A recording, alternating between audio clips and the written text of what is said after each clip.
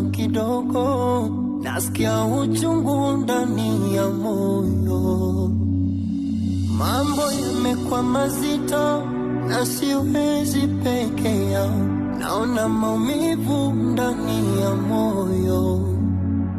Na umesema walipo wawili wewe upo, najiuliza nikiwa peke yangu, je wewe upo?